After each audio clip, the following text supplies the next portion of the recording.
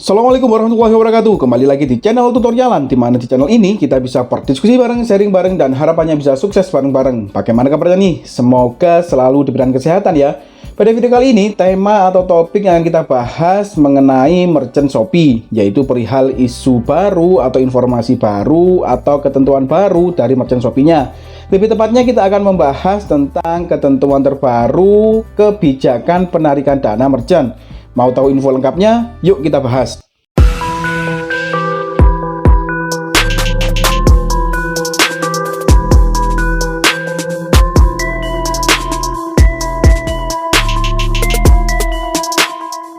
Oke, ada informasi baru nih dari merchant Shopee, yaitu informasi kebijakan penarikan dana merchant. Mulai tanggal 1 Juni 2023 terdapat penyesuaian biaya penarikan dan besaran saldo minimum untuk setiap penarikan dana merchant ke beberapa rekening bank tertentu.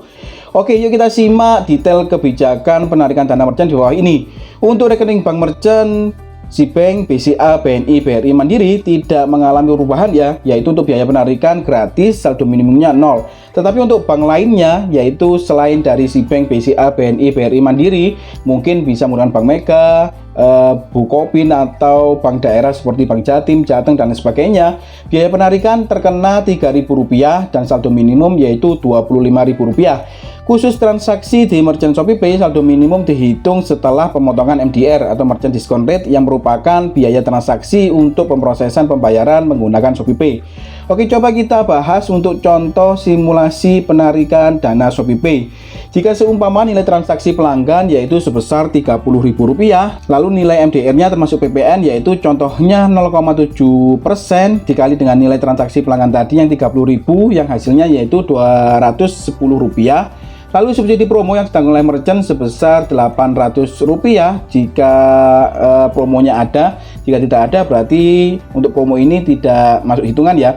Lalu total pendapatan bersih yang diterima oleh merchant yaitu Rp28.990.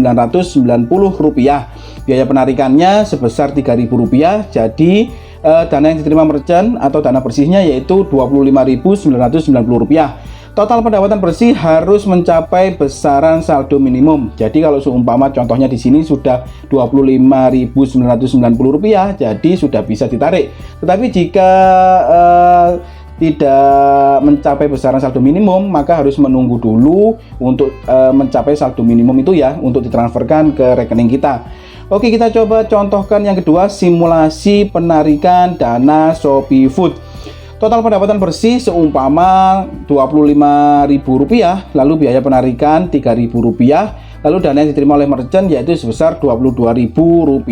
Total pendapatan bersih harus mencapai besaran saldo minimum ya. Lagi-lagi jika tidak mencapai saldo minimum, maka akan ditahan dulu untuk saldo tersebut bisa mencapai saldo minimum, baru bisa ditransferkan ke rekening kita. Seperti itu.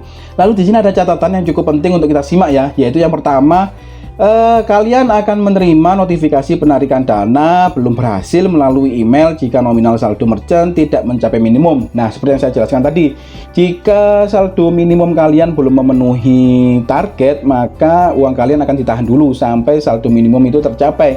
Jika sudah tercapai, maka saldo tersebut akan dikirimkan ke rekening kalian.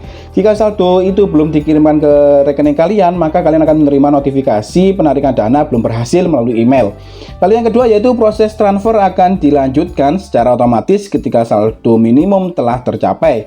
Yang ketiga yaitu atau yang terakhir, detail biaya untuk penarikan dana akan muncul pada laporan settlement yang dikirimkan ke email merchant.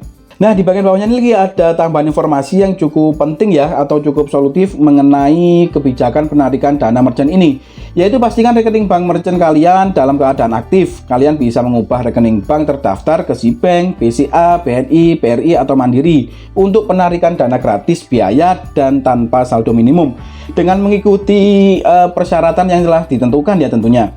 Nah, itu tadi ya informasi kebijakan terbaru tentang penarikan dana merchant. Yang kesimpulannya adalah jika kalian menggunakan bank SIBank, BCA, BNI, BRI Mandiri tentunya tidak terlalu berpengaruh ya tentang kebijakan terbaru ini.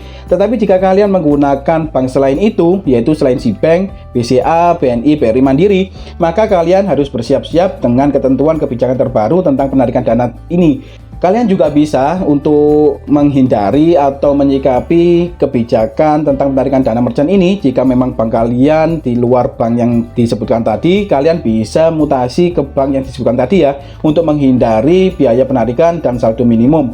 Nah, mungkin cukup sampai di sini ya video kali ini. Jika memang ada yang ingin ditanyakan atau didiskusikan lagi, bisa kalian tuliskan di kolom komentar, dan memungkinkan untuk pertanyaan kalian akan saya jawab dengan membuat video seperti ini. Atau kalian juga bisa request kira-kira topik apa selanjutnya yang bisa dibuat untuk bahan diskusi bareng-bareng lagi. Jika dirasa video ini memberikan manfaat, jangan lupa untuk support terus channel tutorialan dengan cara subscribe dan bagikan video ini sebanyak-banyaknya. See you next video. Assalamualaikum warahmatullahi wabarakatuh.